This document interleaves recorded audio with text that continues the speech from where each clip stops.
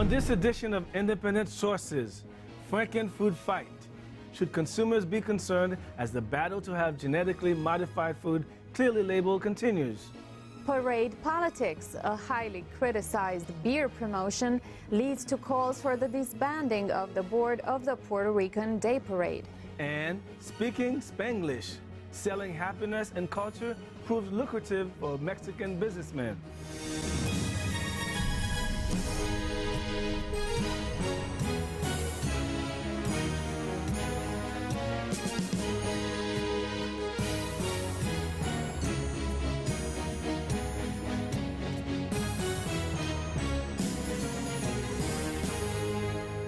Welcome to Independent Sources. I'm Gary Pierre-Pierre. And I'm Vienora Vinca. You may not know it, but it's estimated that more than 70% of the food that we eat in the United States contains some genetically modified ingredients. Most of the oil and sweeteners used in our foods are derived from genetically modified soybeans, corn, and sugar beets. These genetically modified organisms, or GMOs, are at the center of a battle between the multinational agricultural company Monsanto and some groups that want all food containing these GMOs to be properly labeled. So what exactly are GMOs, and can there be any side effects from eating them? I got answers to these and other questions in my conversation with Adriana Tavares, an organizer with the group March Against Monsanto, and Professor Frederick Kaufman, author of the book Bet the Farm: How Food Stopped Being Food. Frederick, briefly explain what GMOs are. Well, Vienora, for the past 10,000 years, we've had farmers doing all sorts of things to create rice, to create wheat, to create all the foods, corn, hybrid, crossbreeding. This has been going on for a long time.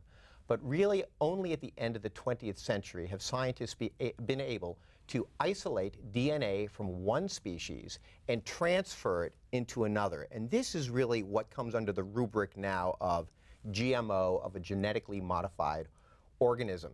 It's really fascinating. For the past year, I've been traveling around the country from one genetic modification laboratory to another and seeing all of the incredible, perhaps you might think scary, creations that are coming our way, from GMO tobacco, GMO tomatoes, really across the board. I even met a woman who's working on a square tomato. She's working on fruit shape.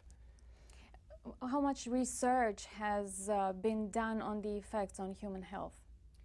Well, this is a really interesting question. Not enough research has been done. I think everybody across the board would say that. On the other hand, I don't think this is a reason to panic. I mean, we have to understand that there are GMO ingredients in Hershey's chocolate bars, in Snickers bars, and people have been eating these for a while. So it's not as though we have to all of a sudden freak out about this, Vienora. By the same token, one of the real issues here is that because of Monsanto and Pioneer and Syngenta and all these very large agricultural companies who are into molecular food, because they have patents and property rights to these foods, we cannot do a lot of research. They're kind of putting up barriers and walls, so scientists who would actually like to know more can't get inside. I'd like to toss the conversation to Adriana. March Against Monsanto. Tell us how it came about and how much awareness is there in the United States about how much GMOs is in our food? Well, you know, March Against Monsanto, they decided that they wanted to bring awareness, a huge awareness to the community, because not a lot of people are really understanding what GMOs are and who Monsanto is. So the fact that we were able to create this awareness in all different boroughs, all 5 boroughs, just brought about an immense difference in awareness on people's lives. So the awareness has expanded in so many different levels, where people are now understanding how it's affecting their lives. The genetically modified organisms are causing issues in their daily activity, and they're bringing about diabetes, they're bringing about autoimmune diseases. So people are just wondering, okay, is this the cause of it? So once you're aware of that on a local scale, people will start being more cautious of what they're buying. And this is something that we need to bring to the surface, because it will also bring into another awareness your larger issue with the government and the legislations and all this stuff. So. Let's talk more about the government. Recently, there has been the Monsanto, so-called Monsanto Protection Act, passed without much knowledge among Congress, reports have it. Tell us what that act is and what it allows companies like Monsanto to do. Well, the Monsanto Protection Act is really an outrage, and it's an outrage about what is going on in Washington right now and how consumers really are not being heard. I think most consumers want to know about genetically modified organisms. What happened in the Monsanto Protection Act is there was, within a very large agricultural bill, there was a very small segment which said, if perhaps something bad will come about in the future, maybe depending on some genetically modified organisms, we cannot hold these large multinational companies accountable.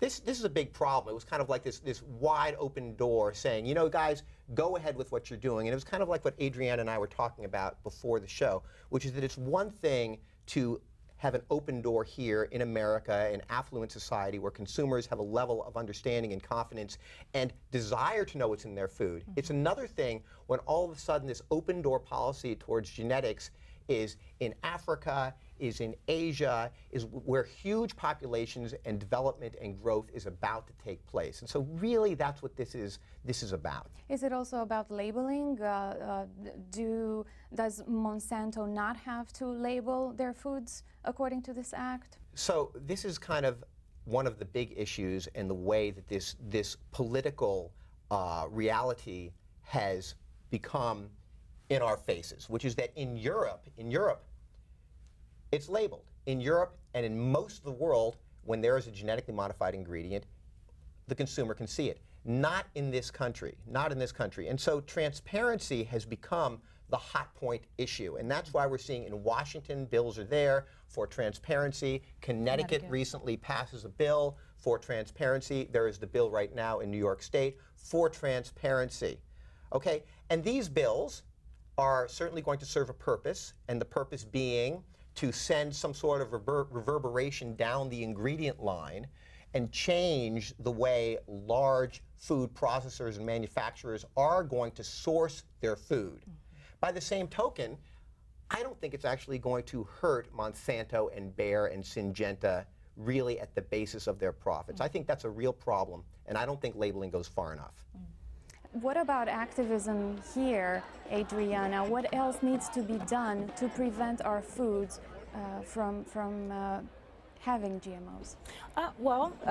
First and foremost, I mean, we can't stop Monsanto from, creating these genetically modified organisms. That's something that, I mean, at this point right now. Yes, we can, Adriana. Yes, we can. We can, but we can, yes. But as far as the local and, a call to action right away for local communities, what they should do is, buy from their local farms, build relationships with their local farms, make sure that it's organic, and, really seek out products that both say, USDA organic and non-genetically modified. Organic doesn't necessarily mean non-GMO? Yes, and that's something that it's funny because the lingering question in my mind is, just because it says USDA certified organic does not necessarily mean that it is non-genetically modified project verified. So what you want to do is, seek out products that have both labels on it. One of the products that I use personally is Isogenics. I'm not sure if you've heard of it before, but it's a great company that has a source of products that are both non-genetically modified and organic. What about the cost of these foods? Can most people afford to buy? That's But how about just buying carrots? How about just buying regular old vegetables in the supermarket? I think you're going to be pretty safe. If you're going to buy fresh vegetables, they don't necessarily even have to be organic. They are not genetically modified. The papaya is really the only. It depends on which ones. You have like your dirty dozens and or your top 15s that are really high on the pesticide level. Well, pesticide is different than GMO. I think if we're concerned about GMO, I think most people should understand that if they go to the supermarket and if they buy regular old fruits and vegetables, the papaya, as I say, is the only successful GMO out there in the market right now with full acceptance. And I'm not saying you shouldn't buy that Papaya from Hawaii. Yeah, the Hawaiian papaya. Right. And of course, it's very interesting that in this case of the Hawaiian papaya, this was a solution to a virus. And so on that level, there might conceivably in the future be a viable way to use technology to safeguard our food. However, the way it's hitting the ground now, what we're seeing is that GMOs are simply a way for these large transnational companies to take ownership of the world's food, which is a total outrage. Since the Plant Patent Act of 1930, large companies have been able to own intellectual property rights to food. This has to change going forward, particularly in light of the new technologies. How do you see that change happening, Frederick? Well, I think food is different, right? Food is not something that everybody simply can take an ownership of and a patent right for, like a computer or a color television set. Think about the fact of roasting a chicken at night. You know, every time we roast a chicken, we don't have to pay money to the person who owns the patent on roasting that chicken. It is the classic idea of open source, of a creative commons, of a creative community, of people not having to pay to fry the egg like their neighbor fried the egg. So food is different. We cannot have the same kind of clause of intellectual property ownership in the world's food source. Well, it in has the to be open. in the soil, right? Because you know it's our right to have organic, pure food. You know, we're from the earth. This is something that should not be taken from us. Or know what we're eating. Or know what we're eating. Yeah. Exactly. I mean, that's something that is super important. I mean, if you're going to label or rather create, you know, genetically modified organisms, at least label it. You know, let us know. Let us know that it's on it, so that way we can make an educated decision on whether we want to buy that product or not. But Doesn't go far enough, Adriana. It doesn't go far enough. You're right, but on a smaller scale, with us here in the United States and you know across these two, but at least we start to penetrate with the communities, because there's a lot of people that just don't know about it. Hopefully, we're going to be able to get the money out of it, Adriana. Hopefully, if people are going to not buy it, this will send a consumer message. Right. I think the bigger message has to come from Washington. It has to come from reform of plant patent laws, so that the profit streams are no longer there, and we have to open up those patent thickets so there can be real research, real investigation into what really is going on here. I think with Japan going ahead and stopping their exports, that's a big step into it. Imports, rather. yes. Thank you. That's a huge step into creating this movement that you're talking about. Europe, And in Europe as well. before. Yes. And I believe, the Philippines are actually looking into it as well. So that could create a huge issue with the export market. Unfortunately, we do have to wrap the conversation here. Thank you both for being in studio with us today. Professor Frederick Kaufman and Adriana Tavares, thank you again for being in studio with us today. Thank you. Thank you. Stay tuned. When we come back, calls for more transparency from the board of the Puerto Rican Day Parade. Before that, Abby Ishola has some other news. Thanks, Vianora. Here's a look at some headlines from the ethnic and community media. Not all Hasidic Jews in Williamsburg are opposed to the city's new shared bicycle program. The Forward reports that in Williamsburg's Hasidic areas south of Broadway, many residents have typically campaigned against bicyclists. But now some residents are upset that the area has been excluded from the city bike program. A new group called Hasidim for Bikes is working to dispel the perception that Hasidic Jews are anti-bicycles. They are currently petitioning to have the city put bikes into the area. Women's E-News profiled 2 HIV-positive female immigrants who are grappling with the reality of being away from their homelands. In 2010, the United States lifted a 22-year ban on entry into the country for people who are HIV positive, but many immigrants still have not been able to travel back home due to financial reasons, immigration issues, and the lack of medical care in their home countries. Timothy O., care coordinator of the Apicha Community Health Center in downtown Manhattan, says only 1 or 2 of their over 100 HIV-positive clients have returned to visit East Asia since 2010. Many are undocumented. A theater in Fort Greene, Brooklyn, once known for showcasing poetry, plays, and other works from Black artists, is falling victim to gentrification in the area. The NAB reports that the Paul Robeson Theater's prominence and physical structure are deteriorating as the demographics of the neighborhood are changing. Dr. Josephine English, one of the first African-American female OBGYNs in New York, was the owner of the venue, but after her death 2 years ago, her family is now considering offers from real estate developers looking to replace the building with condos. The Irish community is looking to revive areas hit hard by Hurricane Sandy through summer festivals and Irish-themed events. Recently, one organization held a 2-day fete called the Rockaway Beach Breezy Point Irish Festival, featuring food, music, dance, and crafts.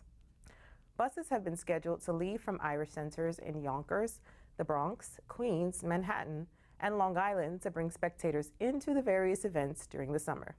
And finally, LDRAO profiled a Dominican woman who has become a pro within the male-dominated world of sushi making. Maria Roman learned the traditional method of preparing sushi after working at different Asian restaurants.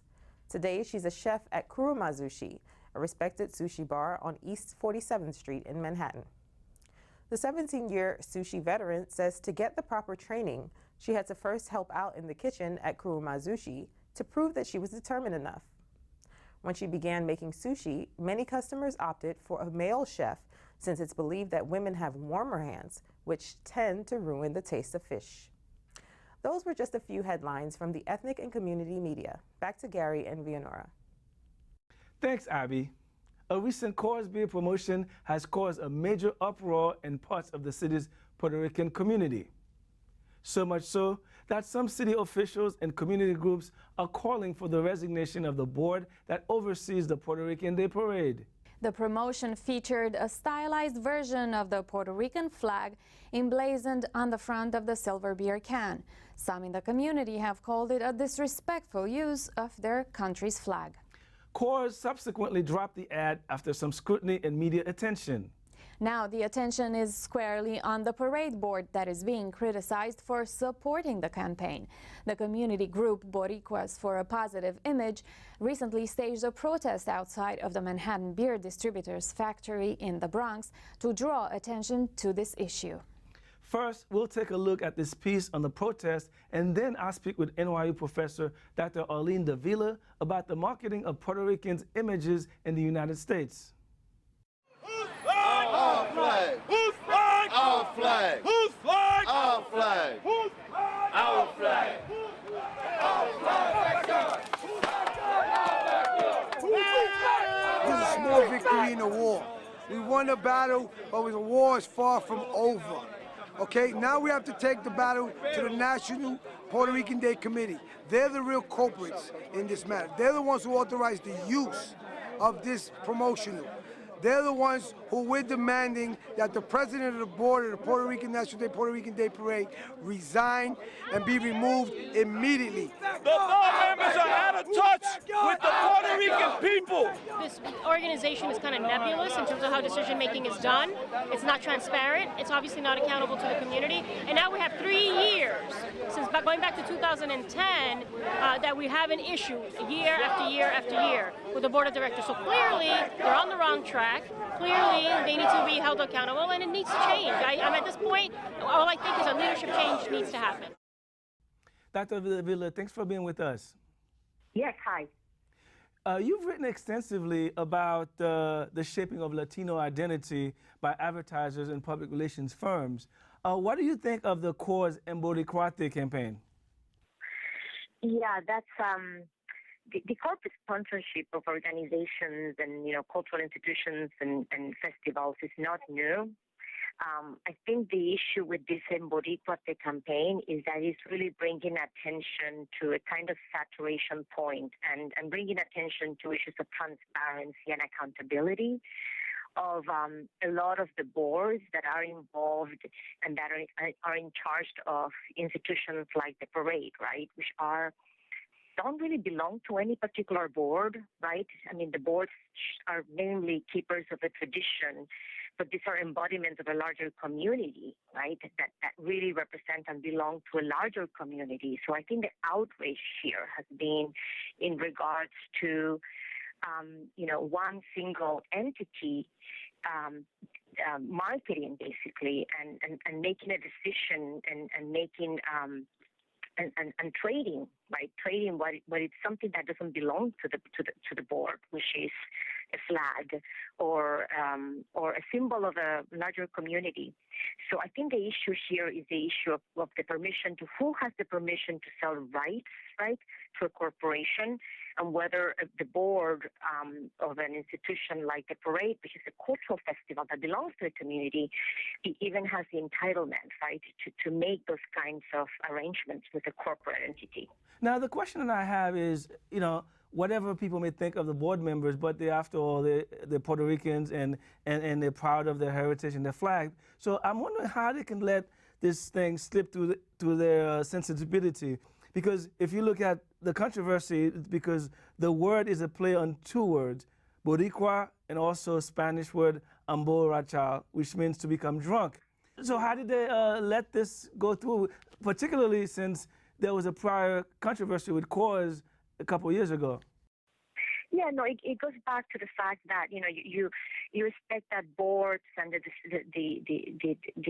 stakeholders of institutions like the parade, you know, would have a sense of criteria around how do you go around, you know, making arrangements with corporate sponsors, you know, which are needed. You know, our institutions, most of our non-for-profits, you know, need this sponsorship, right? This is not a new thing. But then the question is, what is the criteria and the standards that you're going to use to ensure that, you know, your product, you know, in this case, you know, the parade, you know, its integrity is respected and that it is at the forefront and not the commercial interest, and that becomes the forefront, you know. And in this case, you're right. I mean, it was very tastefully. I mean, we're not only talking about an alcohol company, you know, but we're also talking about Coors that has a history of disrespecting the Puerto Rican community with the Emboricuate campaign a couple of years ago, right? Which basically was a play, a ton of words of that, you know, to become Puerto Rico, Emboricuate will be also emborrachate, right? That Spanish word of that equates becoming Puerto Rican with becoming a drunkard. So there's I mean, it was a very bad taste wordplay, so that when you also now have the flag, right? I mean, that also brings attention of, you know, who has the right to be copywriting, you know, and selling the symbol of a parade, which again is a cultural symbol. Do you think, Dr. Davila, corporation? Dr. Davila, do you think the parade has lost its cultural element and has become too much of a business and marketing enterprise?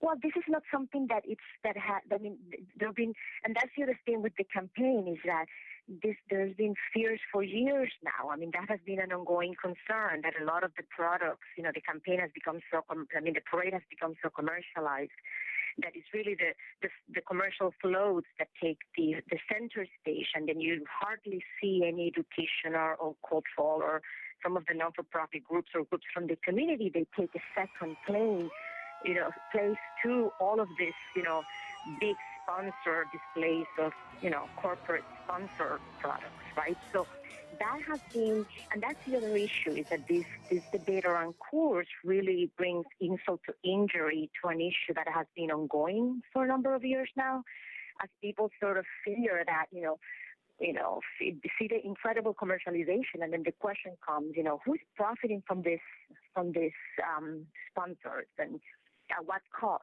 right? Now, are we likely to see a groundswell of support for the board as it is now, or are we likely to see people demanding some strategic and comprehensive change on the board? Well, I think what I have seen is that, I mean, the issue of accountability and transparency are the issues that really come up, right? And the role of boards, you know, not the board of this organization, but of all non-for-profit cultural, you know, organizations and entities that need to remember that they're responsible to a larger community, so that the decisions that they make, right, around, you know, sponsorship and transparency and who benefits from all of these arrangements with corporations, you know, need to be brought up to some kind of scrutiny.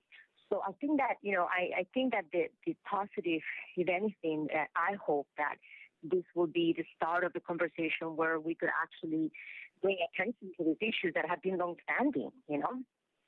All right. Thank you very much, Dr. Avila. Thanks for joining us. Okay. Okay, well, thank you so much. Millions are expected to turn out for the upcoming Puerto Rican Day Parade.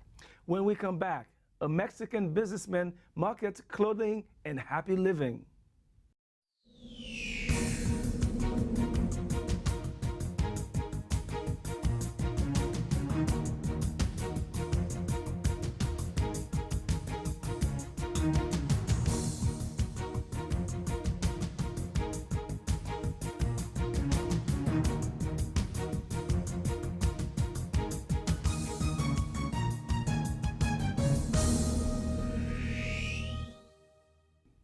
And finally, we profile a Mexican immigrant who's found a way to market his "Don't Worry, Be Happy" philosophy as a clothing line that also pays tribute to his Latin roots. Spanglish is an emerging label of New York street style. As we find out in this report from Sarah Pizon, selling clothing is only a small part of a bigger strategy. Cocktails, Latin music, and laughter is just another way that Simon Guindy likes to remind New Yorkers to keep smiling. Like here, at this happy hour featuring his clothing line, Spanglish. His line features clever catchphrases in a fusion of English and Spanish. It's about uniting people of different cultures through humor. And it's also about raising cultural awareness. I feel it's like my purpose here is to educate the ignorant people that not everyone that speaks Spanish is Mexican in the United States. Here, I'm building a brand that has a Latin spice to it, but it's really for everyone. It's for everyone that wants to connect and experience the happiness and the spiciness of what I built. Originally from Mexico, Guindy strives to celebrate all aspects of his identity. But when I am within Europeans, I am Latin. When I am within the Latin, I am Mexican. When I am within the Mexican, I'm Jewish. So it's all about really learning how to add value to your lifestyle by celebrating your diversity. What started as part of a fundraising effort following Hurricane Katrina in 2006 has grown into a full-scale business 7 years later. Spanglish started just as a t-shirt company. Today, they expanded to a full clothing line featuring hoodies, sweatshirts, and sweatpants. The brand grew up, so it became a little bit more mature, a little bit more serious for the young professional. Never losing the cleverness and the wittiness of the tongue-in-cheek fun. While the mission is to spread love and happiness to all through fashion, not everyone can afford his $50 t-shirts or more than $100 for sweatpants or blazers. Guindy doesn't like to talk about his price points, but he's very open about the company's involvement with other projects, like Green Street, New York. It's called reverse graffiti. The process uses water to clean New York City walls by removing dirt and paint.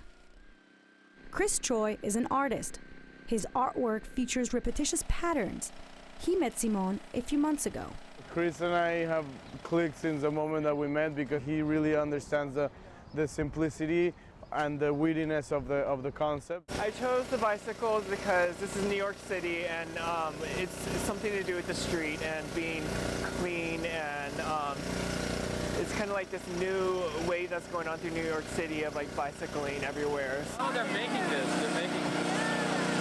Of course, it wouldn't have been a Spanglish production without a quirky t-shirt. All team members wore gringo t-shirts, a play on words between going green and a Spanish slang for foreigner. This is just the tip of the iceberg for his happiness campaign. He's launched Habibi Gaitan on YouTube, a Lebanese salsa singer character that expresses love and happiness through singing. He also launched a Spanglish TV Room, a video platform on his website for people to spread awareness and happiness. There's a big demand for happiness in the market today, and I'm trying to figure out a way to sell it as best as I can. A task he takes on with a smile. For Independent Sources, I'm Sarah Pizon. That's our show this week. Thanks for staying tuned. Till next time, be independent-minded.